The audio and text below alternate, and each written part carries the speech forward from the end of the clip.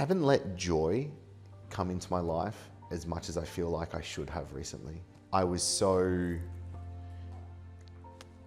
tell me the direction to go and I will run through walls and I will make that happen. So where has joy been taken from your life before?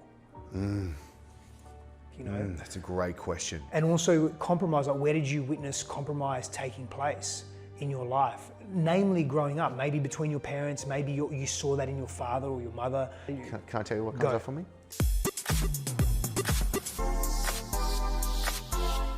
The thing that helps me decide what I should be doing is guilt. Guilt helps me actually decide what I should be doing. And it was like, every time I do these trips, and especially coming up into this one, I was just like, oh man, I feel so guilty. Like maybe I just shouldn't go. Like, should I just not do this? But like, this is what I really want to do. Like, I get so much out of it. And Lauren's like, you've got to go. Like, this is your thing. Like, we're good. Do you know what I mean? She's like, we have an au pair, and she's like, well, she's not an au pair because she doesn't live with us, but like, she's incredible. Like, she's so amazing. And Lauren was just like, we're so good here. It's okay. Like, go and be free at it. That's not the point. The point is that you miss your family. Like, you miss your girls. Yeah. And you miss. And how old are your children? 9, 7, 3, and 1. Yeah, I mean, mine's turning 1 in less than a couple of weeks. So, she walked for the first time yesterday. Oh wow! Bro, it was the best. Steph, that's amazing, I'll dude. start crying, man. It's so yes. Good. Little feet. Oh, it's so good. So that's the thing, man. Like you can't, you miss that, you know. Yeah. And when you're torn in two worlds, I feel it, man. I feel this pull for me. Like I'm wanting to be the person that I've been for so long in the world and create and give and produce and do all those things. And yet I, at the same time, want to be with my little girl and watch her all the time. Yes. Watch her, observe her, like watch her grow, support her, feed her. I don't just mean like food, but just feed her curiosity, nourish her, So I can't imagine you with 4 kiddies, like that would even be amplified, I would think, because you've got these full feelings for all of them, plus your wife, obviously, but these full feelings for all 4 of them. I can't even imagine how intense that would be. So how do we find harmony with that? As a man on our mission, and I believe that our mission is very important for us to be able to be on, how do we navigate those waters of being on mission and then being the present loving father and husband that is wanting to be able to be there and be present as well?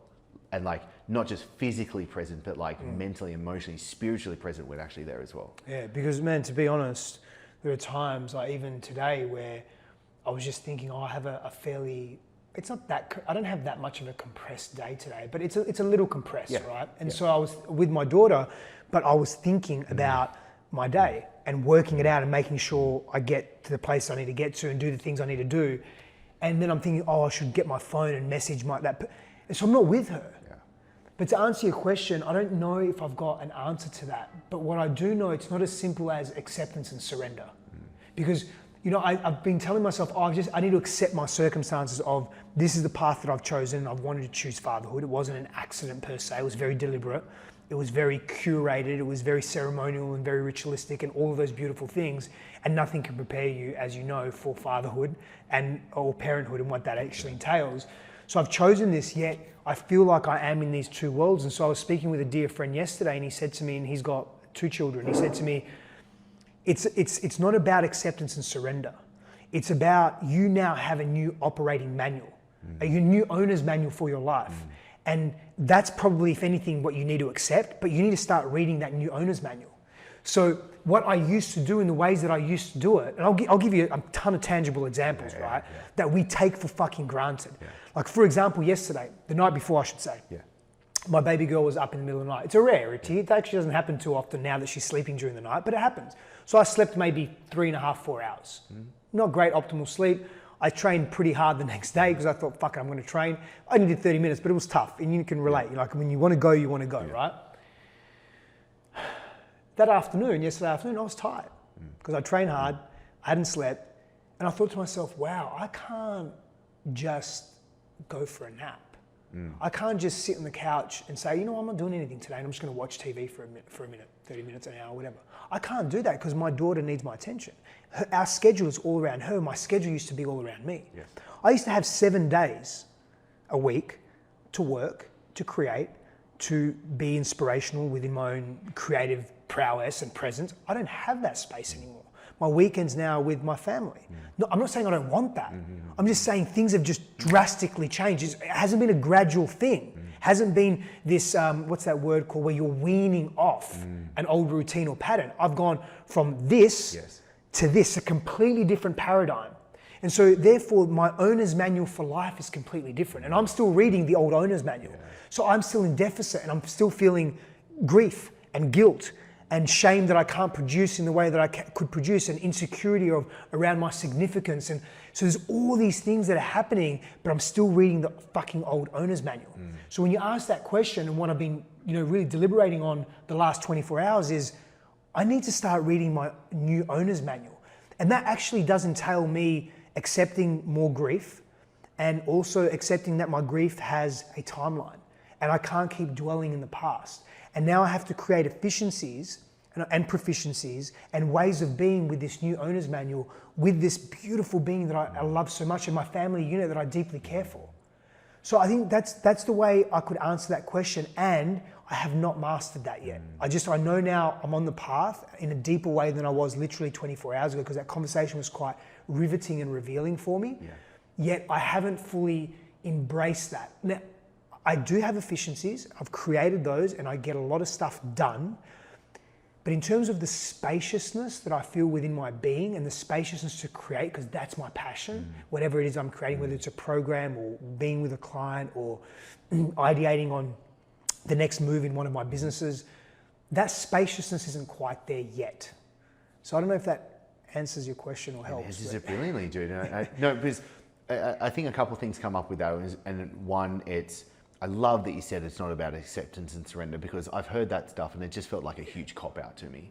And I was just like, it just didn't feel truthful or useful, to be perfectly honest, hasn't as well. been for me. And then it was a case of, I feel like so much of this world we're in today is, people are wanting everything to be so prescriptive and checklist and step by step for it to happen. I was like, that's not life. Do you know what I mean? And I think that's where... It's too linear.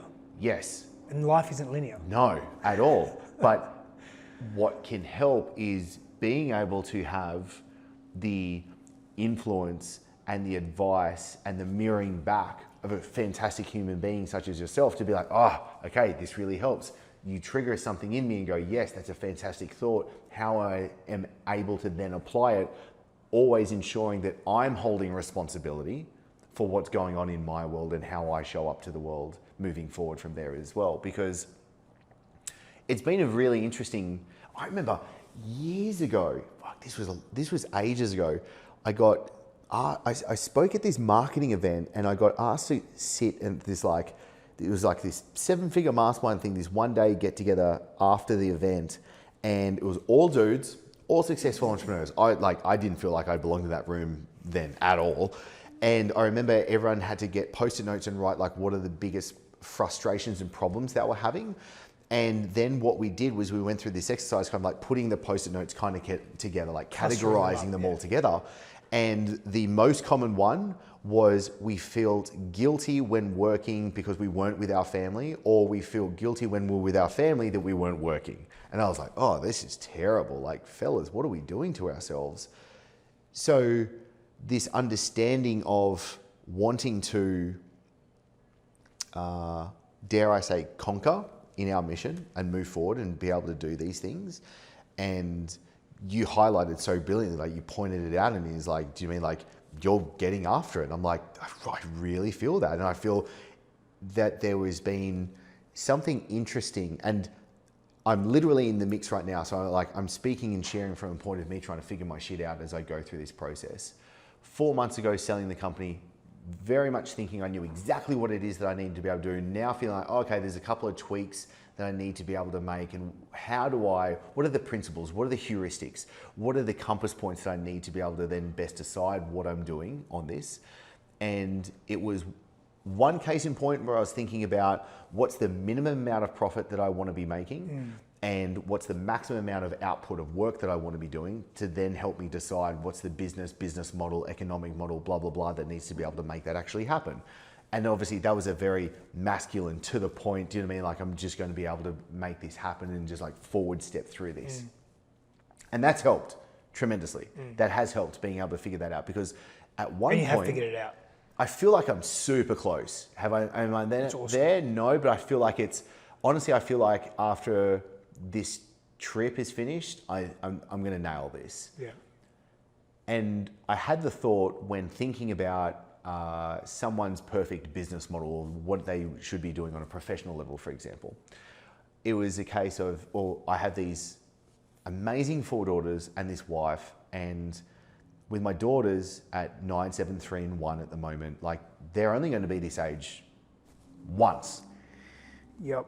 And it tears me apart thinking that I miss a moment. Like, even my wife sent me a photo this morning of her and Noah, our youngest. Really quickly, I love that you're joining us on the podcast. And if you haven't yet, I have a YouTube channel, which is our main hub. This is where we have all the episodes, so you can watch the conversations and join each episode to get all of the best content, the best insights. So click over to YouTube, go to the Christopher Dufey channel, as I would love for you to be able to join us there. And I was like, Noah looks different. Like, she's grown already. Like, and I was just like, immediately, I just felt this like punch in the gut of just like, fuck, I'm missing out on important moments of just like being there and going, okay, I don't want to put this energy and resources to me being like, oh, I want to build an 8-figure company now, let's go do it.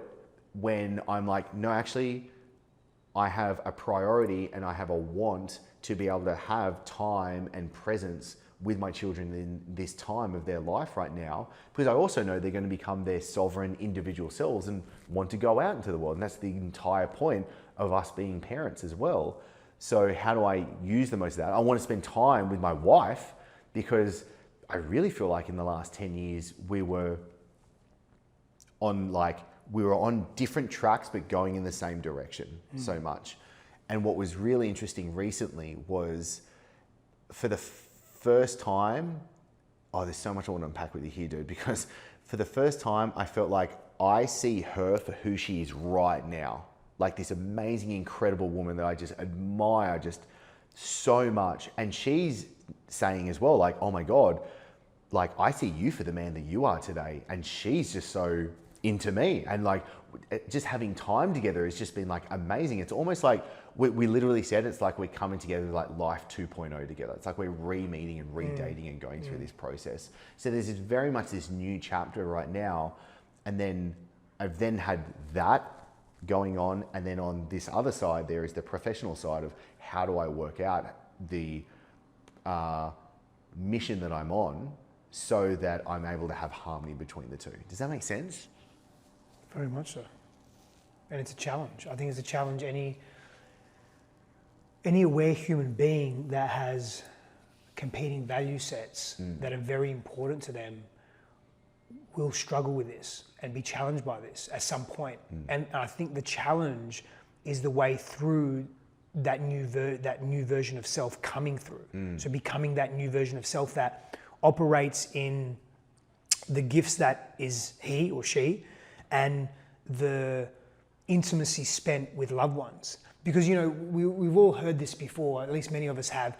When you're at your deathbed, you're not thinking, oh, I wish I had another zero in my bank account. You're not thinking, oh, damn, I wish I'd taken that job. You're thinking, I wish I'd spent more time with the people that I loved. I wish I'd given more. I wish I'd received more. I wish I'd opened my heart more, right? Like, it's around the emotional, relational self. And so what happens is, what I've found in my own life is that I start to shift and change and oscillate between this is who I was, this is who I'm becoming, and who I'm becoming and who I am as well, because there's sometimes they're teased out a little separately. And I often hang on to what was because it's familiar to me. It's more familiar than who I am and who I'm becoming, because I don't take the moment in the present moment to see who I am, right? Yeah. And so we get torn and we get pulled, and we're pulled in these different directions. And really, man, no one is here to tell you or me or anyone, this is the direction you need to go. Like if you said, you know what, I'm going to really focus on my business. I'm going to travel 2 weeks out of every month. I'm going to get to the point where this is the most important thing to me and I'm going to make it happen. And then when I make it happen, I'll spend time with my family. No one can tell you that's wrong. Yeah. We can look at, as the example I gave before, and that's a longitudinal study, by the way. That's a well-researched study, and I think there's multiple studies on that, where people are on their deathbed and they're expressing their greatest desires and needs in an unmet, well, what was your greatest unmet need and desire, right? It really, the overwhelming response is less about, it's more about, I wish I'd traveled more. I wish I had felt more. I wish I'd just been with people more that I loved and cared for. That is really the overwhelming response. But in this moment, if you're getting pulled in these, let's just simplify, in two directions, family and vocational, family and mission, family and vision, and you feel you can't integrate both, because there is a way that you can integrate both, you just got to find the way. And often we think, well, we can't have both. And that's, I think that's an epidemic of society as well. It's such a paradox, man. It's like, well, we can't have the thing that we deeply desire, aka what I'm worthy of, and my responsibilities, because we often see being with family as a responsibility. And I mean, I'm not saying that we don't see our mission as a responsibility, but we often see that as something that we're really pulled towards. Yet as you start to grow as an individual, I see my family and I see my daughter and my wife not as a responsibility, yes, as a responsibility, and a mature one that I really honor, and I want to be responsible for their well-being as best I can. But I also see it as something that I'm pulled towards, as I'm pulled towards my mission or my vision, and the unpacking of that and the mystery of what that is. And so now what I do in my mind is I have these separate pulls, but are they separate? That's the thing, are they really separate? Because I'll tell you what I've noticed in my life. When I'm deeply present to my wife and to that relationship, when I'm deeply present to fatherhood and being a father, that amplifies that vision. And when I'm in my vision and I am grounded in the moments that I have with it, whether it's 10 minutes or an hour or 45 minutes or 4 hours, irrelevant, right? But we use time because we're so addicted to it. But I'm really present to that. That amplifies my appreciation and my gratitude for what I have here. And so for me, the two overlap and they feed into each other. I just haven't quite nailed the consistency in what I'm saying right now. I have more than glimpses of it. I have more than glimpses of it, but I'm still not quite there yet in terms of a deeper integration. And that's the work, at least for I won't speak for you, but for someone like me, and we share very similar traits in that way. That's the deep work. But that's one aspect of deep work. I love this, and it's knowing those virtues and values that we hold truest to ourselves that then help us move the way that we need to, moving throughout life. And I think there's just a huge aspect of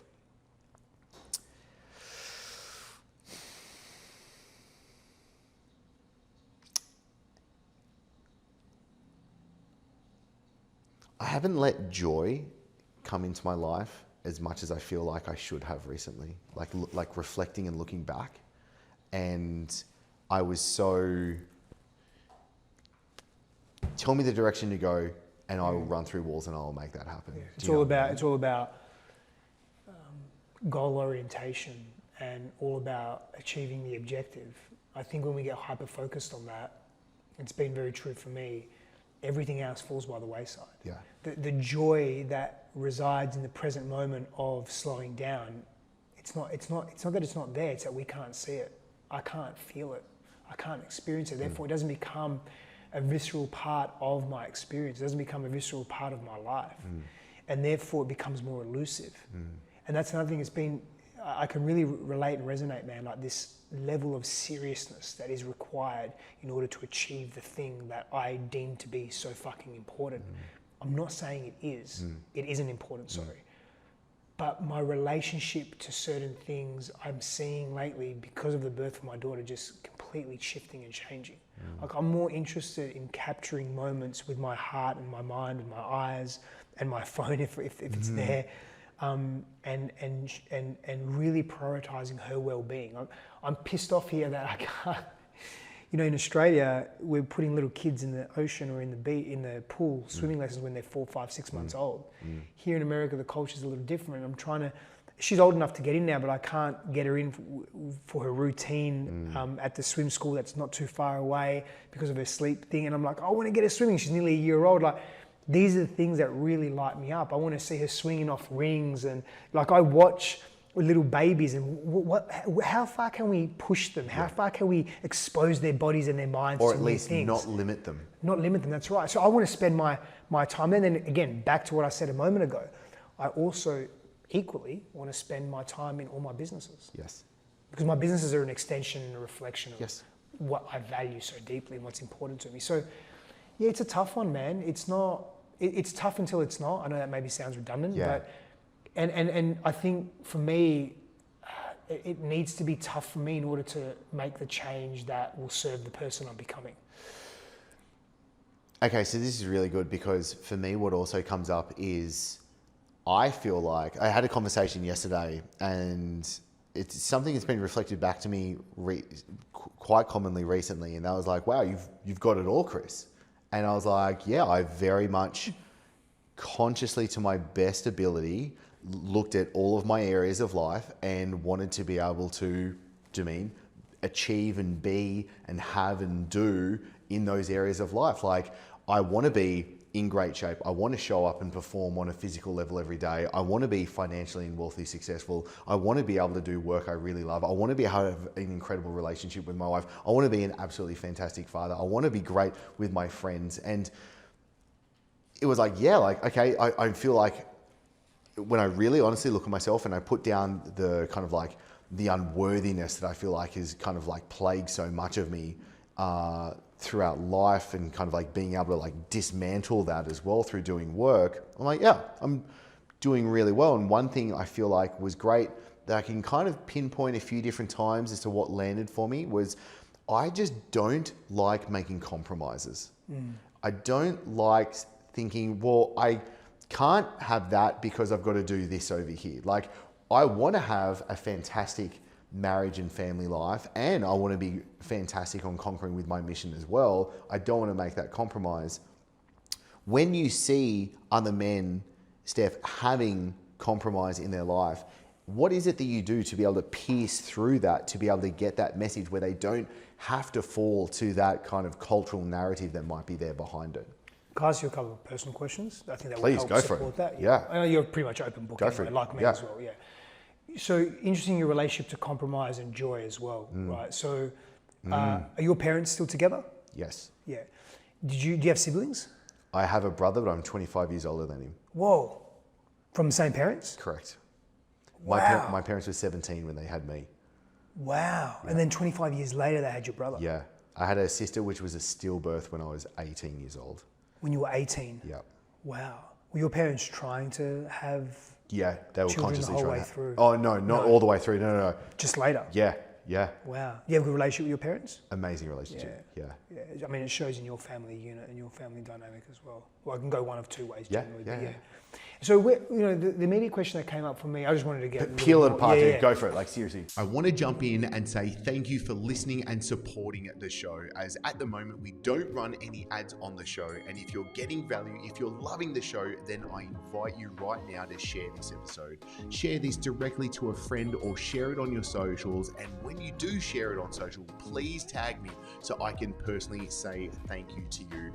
My social handle is @Chris Dufey. That's Chris Dufey, as it means a huge deal to me, as this show is about us coming together as a community to help each other grow, as I really do believe that a rising tide lifts all ships. So take a screenshot, grab the link and share it with a friend that you think could get value out of this together. It will put a huge smile on my face, and I very much appreciate it. Poke and prod. Yeah. So, where has joy been taken from your life before?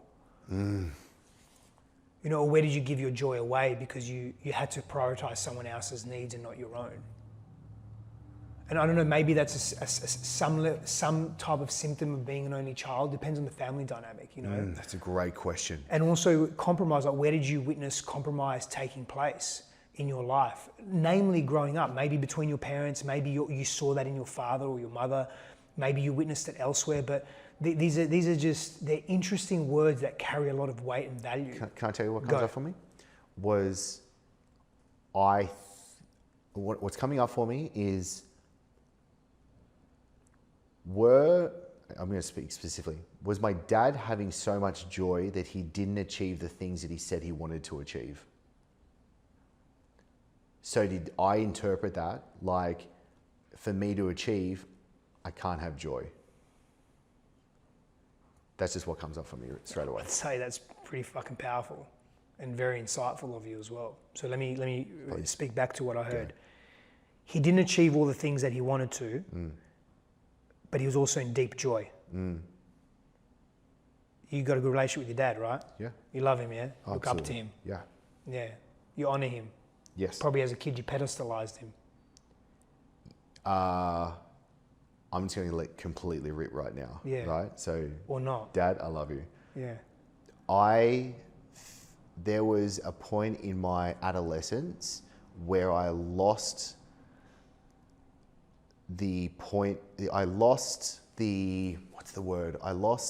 looking up to him. Yeah. So he fell from the throne. He fell from the throne because I saw him drinking and smoking weed, which was very interesting because I knew they grew it, I knew they smoked it, and I knew that they were keeping that away from me, and so therefore I deemed it as that's bad because they're trying to keep it away from me. And so what comes up is he was dethroned and I didn't have anyone on a throne. And so very much me wanting to look for mentors and guides, and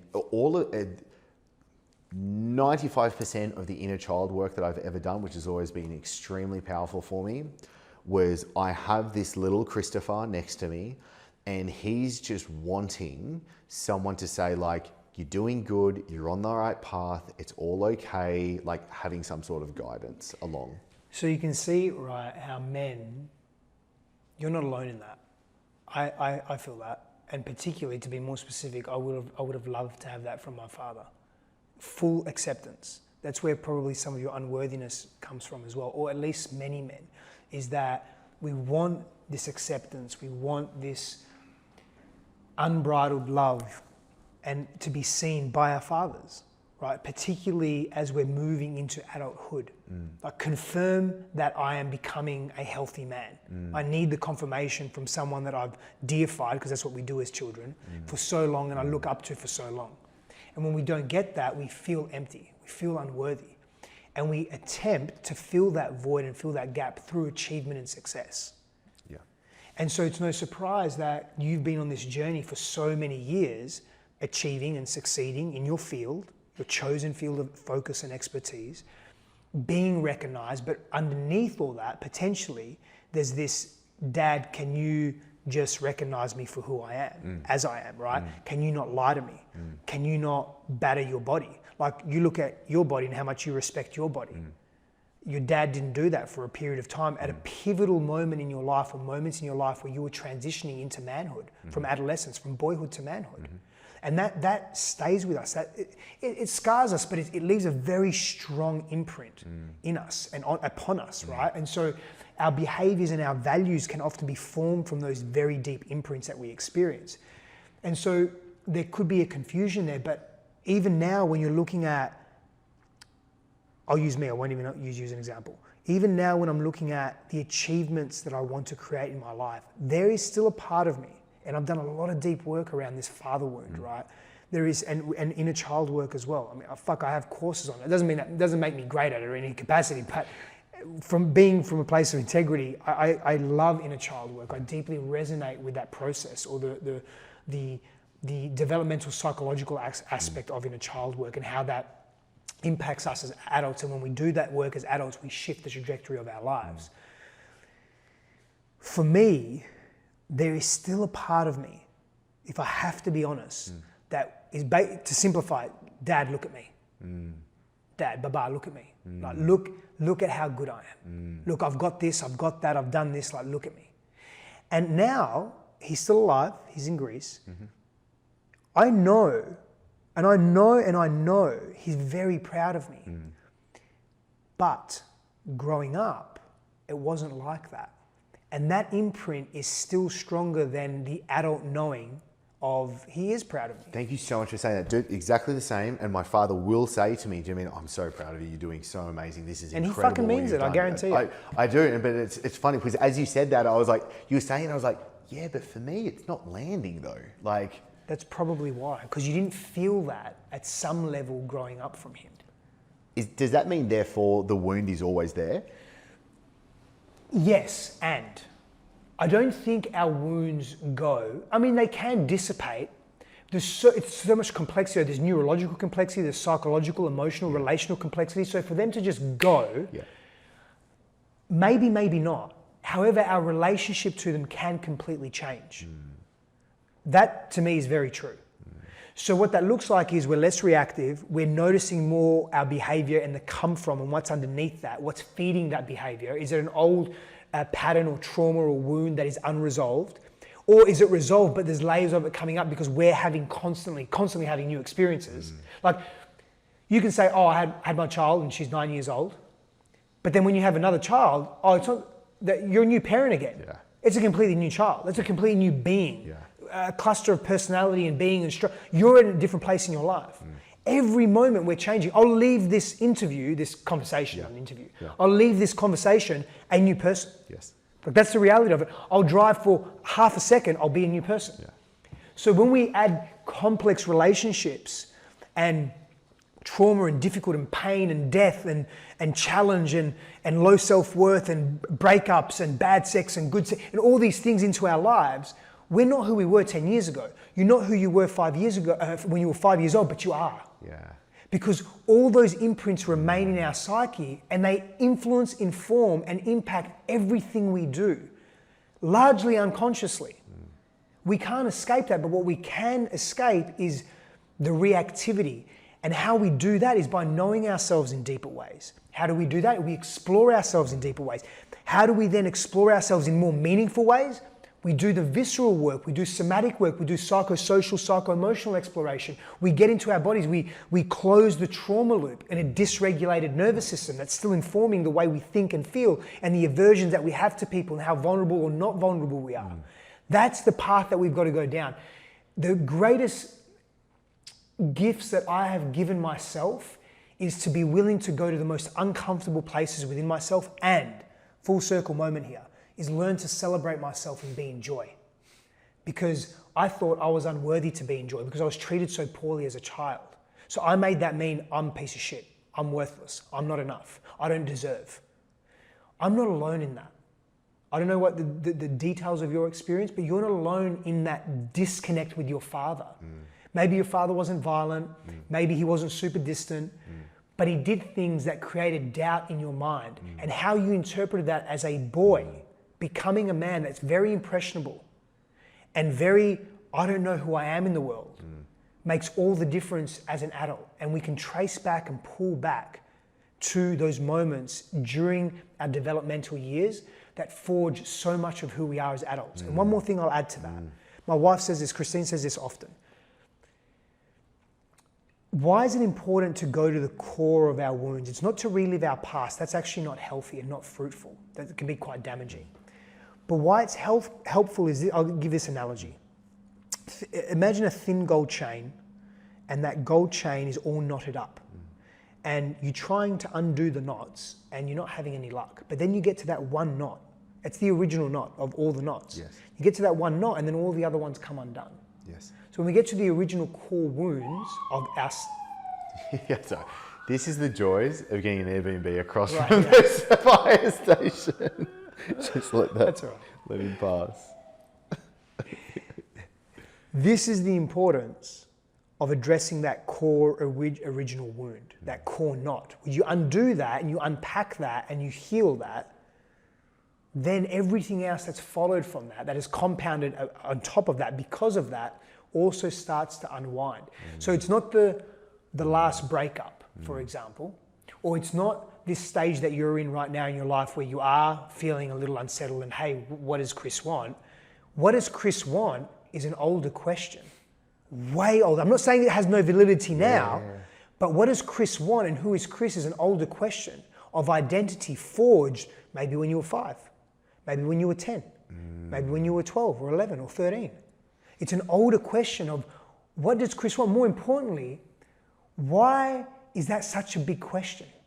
Because if you had that worthiness, that the depth that you are a worthy person, and I know you know that, but if you had the depth of deservedness, you wouldn't be asking that question. I know that intellectually. I don't know that I'm not embodied with that. And that's the work, brother. So and one more thing. Please go, please.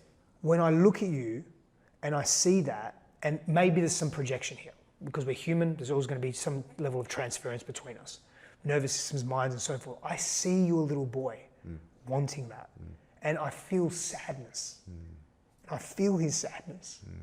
And that's one of the gifts that I have is empathy, because I experience so much violence, I can feel a lot. And again, maybe there's some projection there as well. I'm not going to deny that in any capacity. But I see that sadness, I see that little boy not fully being seen and feeling a little alone in his journey. This came up a couple of days ago with a conversation with Tucker Max, and it was really interesting because we had like these similar stories coming up. And so my parents were 17 when I was born, and something. Oh, babies, man. Yeah, and they say like, hey, we grew up together. I want to jump in and say thank you for listening and supporting the show, as at the moment we don't run any ads on the show. And if you're getting value, if you're loving the show, then I invite you right now to share this episode. Share this directly to a friend or share it on your socials. And when you do share it on social, please tag me so I can personally say thank you to you.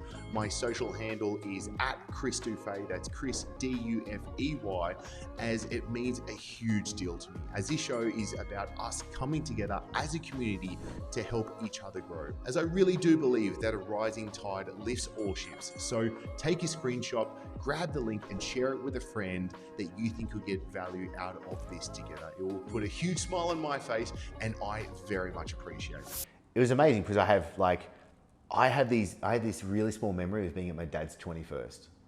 I was my dad's best man at their wedding because they got married later on when I was 15.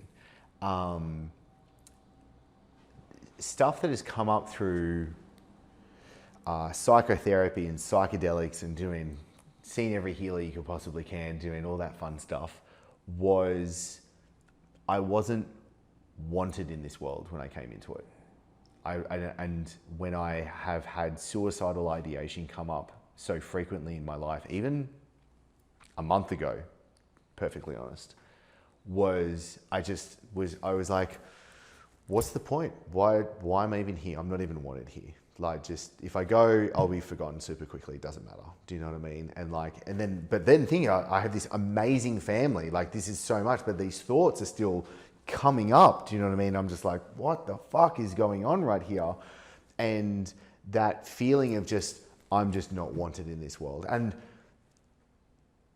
I feel I've talked to my mum about this. Like, I've brought this up. We've had great conversations about this as well. And it was like them very much wanting me to come into this world. And I think maybe on that intellectual level, but there was something has come through, and something that's come up for me frequently was the case of just me not wanting to be in this world.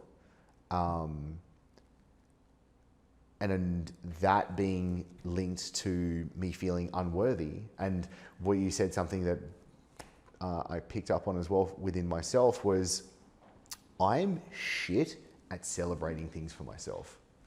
Shit. Sold the company, I had a sparkling water, and then just practically forgot about it 30 minutes later. Do you know what I mean? Like, just absolutely, like, dude, it was my birthday a bit over a week ago. I didn't tell anyone. When's your birthday? When? Yeah, what's the date? 23rd February. I'm 28th. Yeah. Yeah. Yeah. That's saying a lot, man. And I'm glad that you're acknowledging it. And I don't want to gloss over, the fact that you had those thoughts a month ago. It's very telling of not that you're broken, that there's something there for you to explore. There's something there that's deeper than, and it's not about, there's a book called The 5 Personality Patterns. And what you would be considered as is the leaving pattern. That would be your primary pattern, it sounds like to me. And a part of that cause is having this sense or belief or feeling that you're not wanted, you weren't wanted, so you want to leave. Like the thoughts around, oh, you know, I'll just leave, no one's going to notice me, they'll forget, they'll be fine, they'll move on, you know. There's a core pain there, brother, that's driving so much of maybe the confusion, but also the clarity that you have as well around wanting to do certain things.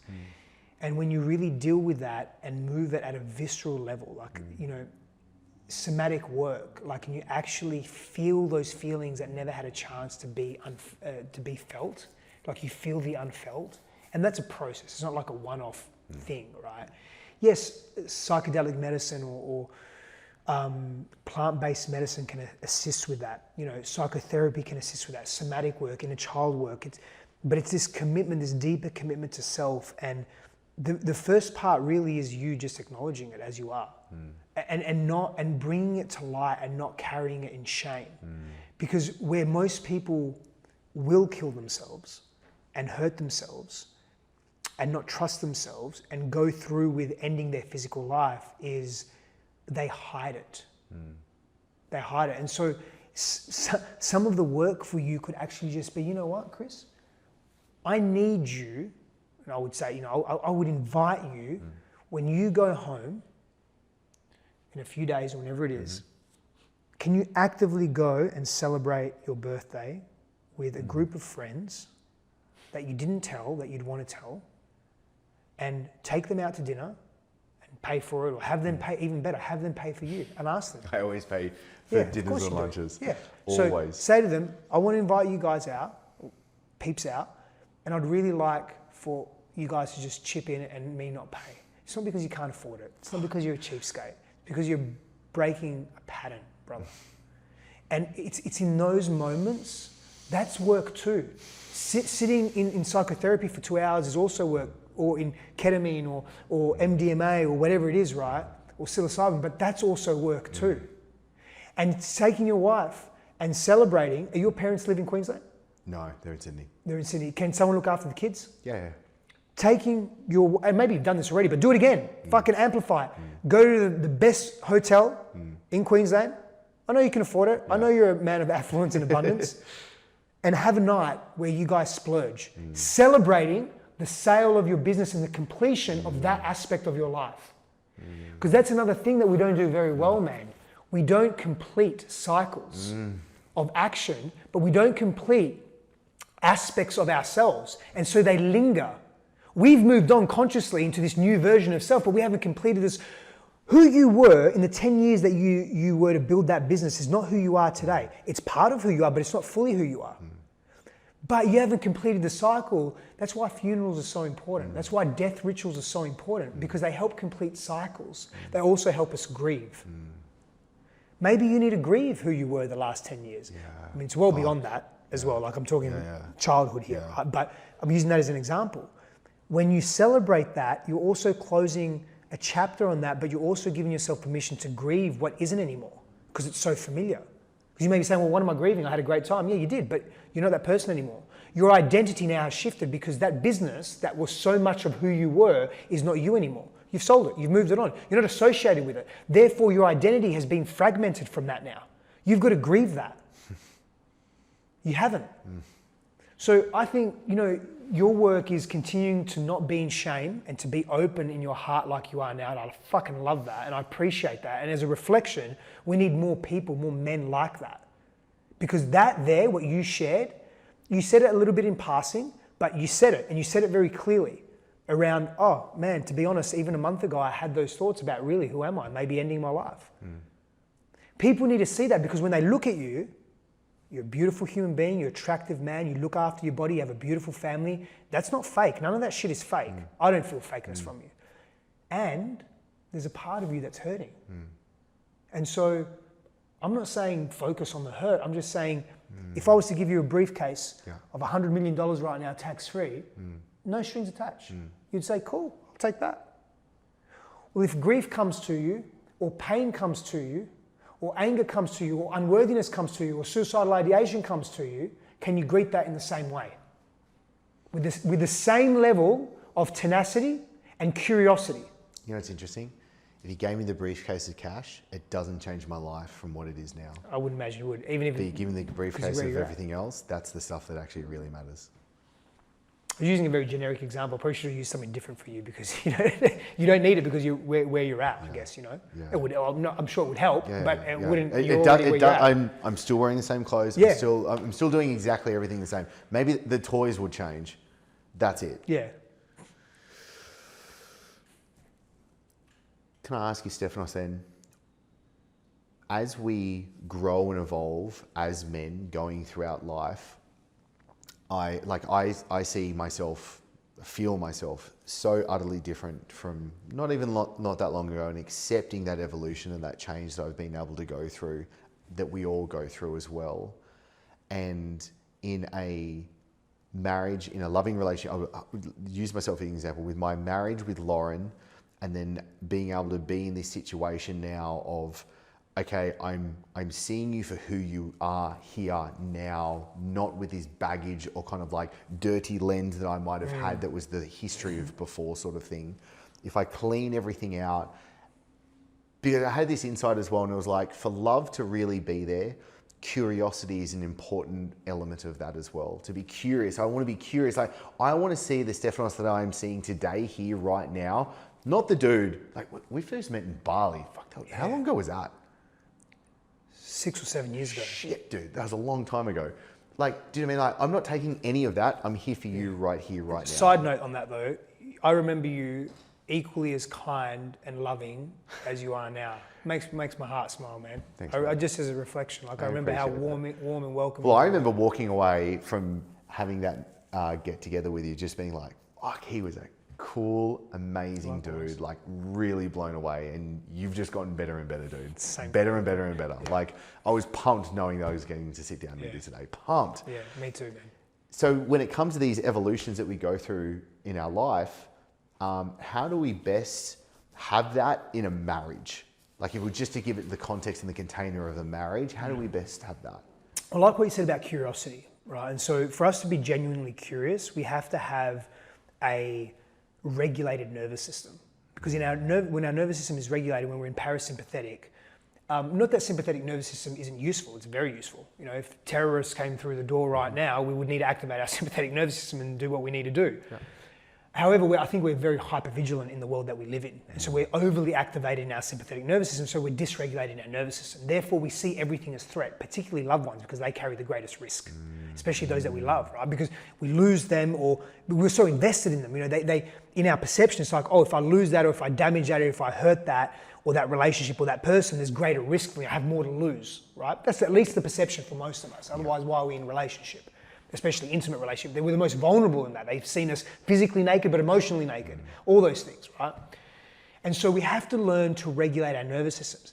It is my responsibility in my marriage to regulate my own nervous system. It is my responsibility in my marriage, and my honor as well, because I grow from that, that if Christine is doing something that is activating me and and I'm reacting to that, that's my responsibility. And I have an opportunity to actually heal that thing that is being activated. And I also have an opportunity to speak my truth in loving, compassionate ways. And so how we see our partners in new ways, or with curiosity, with loving curiosity every day, every moment, is to continue to do our own inner work on our nervous systems, on our wounds, on the person that we are and the person that we're becoming, is to learn to communicate consciously and effectively using tools like Imago Dialogue or NVC, nonviolent communication, as two very simple examples. And then even blending those two is very powerful. Creating space for ourselves. There's a bunch of practices and exercises I can list out, but most important thing, if you want to see your partner in a new way, and you don't want to see them through the old lenses of what they've done to you, or what you've done to them, or the difficulty that you had 3 years ago, or the way that you showed up to each other in really tumultuous times that wasn't the healthiest, is you got to forgive that. But you can't forgive that without feeling that. And you can only feel it when you do deep work on yourself. That's the somatic work, and you've got to be responsible. That's you regulating your nervous system beyond that threshold of pain that you're holding on to be hyperprotective so they don't do it to you again.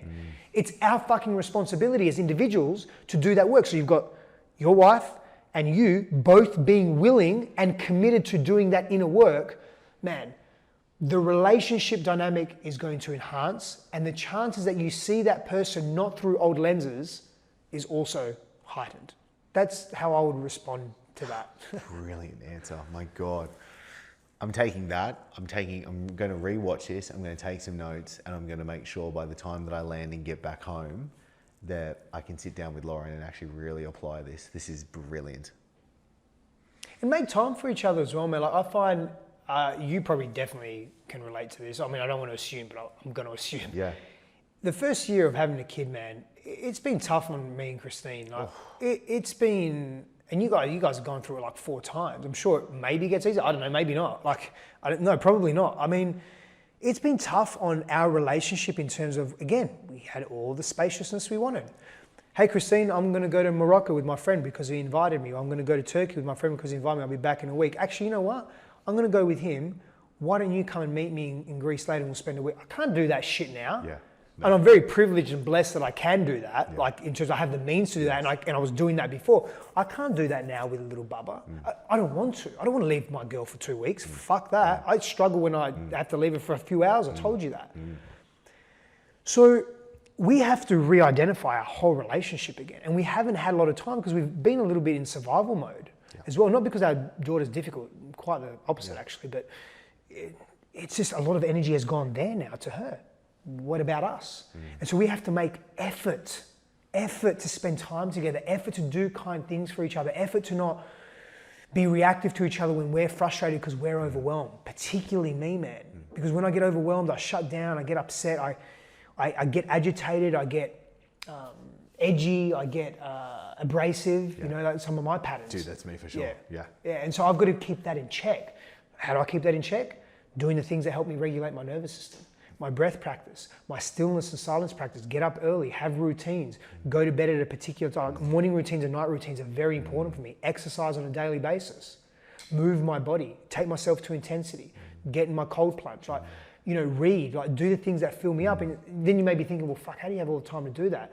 I have to make the time. And obviously I have to create space for it not to be like it was, but to have elements and shades of it that still fulfill me and make me a better human being so I can be that person for my family and for others like you and people that I love and care for. This is beautiful. Dude, this is so good. Every single time I come together with you, I walk away a better man. Likewise, man. I appreciate you so goddamn much. Like, you are a very special human being in my life, so thank you. Like, I fucking genuinely mean that. And I as we were having this conversation, there was like this pain that was coming up for me. Like, fuck, I wish I could get together with Stefanos more often. Do you know what I mean? Like, just, I was like, how do I make that happen more often? Like, what is it that I need to do? Like, fuck. I need to get a place in Queensland. I've been thinking about that, man. I feel your pain, man, around, I don't want to say, my word for me is more displacement. Like, I love Austin. I love the people here. I'm not in love with the topography. Yeah. I'm not in love with the climate. Yeah. It's a big thing for me, as you know. Yeah. With Bali, very hot and all that, but the ocean's there. Yeah. You know, it's... But with Queensland, with like Noosa and Sunshine Coast, the weather is amazing. The beaches can't be beaten. Do you know what I mean? The land, I've fallen back in love with, interesting being out of Australia for 11 years, coming back. I like fell in love with the land and the bush. I was like, oh my God, this is like the reverence that I had for it. Special. The power that I could like feel. I feel displaced here. I don't feel displaced in Southern California. I don't feel displaced in certain places in the US. I don't feel displaced in the US. US feels like home. Yeah. But my problem is, so does Australia, so does Greece. Yeah. That's my problem, so to speak. It's a good problem to have, but that's my problem. Yeah. But I don't feel home in Austin. Yeah. Even though I have my community here. That's why I wouldn't leave here. Yeah. Because the community's here, that's so important, as you know. But I feel that pull to be elsewhere. And so I feel you, man. Like, you know, you've got your family there and you're happy. And the thing is, Christine doesn't feel differently to me. She feels the same. She's affected by allergies here and the weather changes and all that. So she'd be happy to go, but where do we go? Families here, communities here, it's tough. That question has been asked between Lauren and I for 4 or 5 years, solid. And it is, do you know what I mean? Like, what a first world problem. Like, do you spin the globe, pop a dart on it, we can go there, do you know what I mean, this afternoon, it's all good. But it is very much the case of, like, we don't know. And we had the discussion, Lauren and I was like, all right, we're just going to do a 1 year experiment. Do you mean 2023? It's this 1 year experiment. We're going to be here. We're going to feel like Stay it in is. Australia. We know that we're going to have the conversation. Do you mean towards the end of the Yeah. year and be like, how are we feeling? Yeah. What's next? Where do we want to go? Like Yeah. we had the discussion near the end of last year where it was like, do we just do this world trip as a family of 6? Do you mean just like 5-star digital nomad, go absolutely everywhere to try and find where home is next time? I'm right with you there, brother. Do you mean like I would love to have more discussions on helping each other figure that out because it's gonna be useful. real. It is, man. And look, I'm looking at Idaho and getting some land there. I'm looking at maybe getting something in Southern California and Airbnb-ing it when we're not there, so we can be there, you know, a few months of the year because we love Southern California. It's where Christine and I really, I mean, we met in Greece, but we really fell in love and established our depth in Encinitas, in San Diego, Encinitas, you know, like gorgeous, it's very special, man. And it's just beautiful there, you know, and it's very similar to Perth weather as well. Yes. And there's just, it feels home there for me, you know, and so, and I want my daughter to be outdoors, bro. Like that's one of the most important things I'm finding. And again, I'm very blessed that Christine's not like, oh no, I don't want that, and we have to stay here. We're on the same page. Yeah. But we're both feeling a little torn in that way. Yeah. I want my daughter to be, she loves, brother, I pick her up in the morning. Yeah. She wakes up, I take her, I walk with her down the lake. There's a little lake there, and the birds, she loves, she loves the birds, she loves the duckies, she loves the trees, the wind. Like she just loves the outdoors. You can't do that here like 5 months of the year. Yeah. We'll help each other solve that. I think so. I'll give you that commitment. Yeah, likewise. I think they're ongoing conversations and explorations. And I think that's what really helps as well. And then, you know, settling into self and saying, okay, let me get really curious. Let me dream big as well. Like what would dreaming big look like? Would you ever go back to Dubai? We've thought about it a lot, but I value the outdoors and being nature too much, and you do not get that there. And so we've thought about that a lot. I've actually got to go to Dubai soon to actually set up a company structure there, but it was, I couldn't let us live there. There is not the nature. Like going down to the Australian beaches, like going down to Sunshine Beach and like Noah, our 1-year-old, like she's just like this turtle. It's like this baby turtle. You put her in the sand and she'll get up and she'll just walk into the ocean. Like she won't stop. Do you know what I mean? Like she'll just like, it's like she's returning home somehow. And it was like, and just seeing them do that and be able to be outdoors, like every single day that way has been so good. You've just inspired me. I'm gonna do, fuck it, this month or next month. I'm gonna go to San Diego and just spend a week or two there with Christine. I just want her right in the ocean. Yeah, gorgeous. Yeah, for sure. Where does the listener go to find out more about what you're doing? At Stefanos Safandos on any of my social media channels, you know, Instagram, Facebook, Twitter's Steph Safandos, if any of your audience is on Twitter. TikTok at Stefanos Safandos, and my website at stefanossafandos.com. Beautiful. Yeah. I appreciate you so much, brother. Thank you for Likewise, being you. You are a remarkable man, and I want the world to know who you are. Thank you. I always walk away better, and I am right now. So, thank you. Thank you, man. Thank you so much for joining me in this episode. I really, truly hope that you have enjoyed this. Now, if you haven't subscribed to the show, please do so, because it would be a bummer if you'd miss out on the amazing episodes that are going to be coming. And one of the best ways for you to be able to support the show is to leave a review and to be able to share it out on social. And if you do share it out on social, please tag me. My handle is at Chris Dufey, that's Chris Dufey, as I would love to say a personal thank you for you sharing it out and for you to join us on the show as well. And as always, thank you so much. I feel privileged, I feel thankful, I feel grateful. I feel really blessed being able to do this and being able to have you join us as we figure this stuff out that we call life at the end of the day, and being able to do it with amazing conversations that we do here in this show together as well. So I'm wishing you an amazing day, and I'm really looking forward to us coming together in the next episode.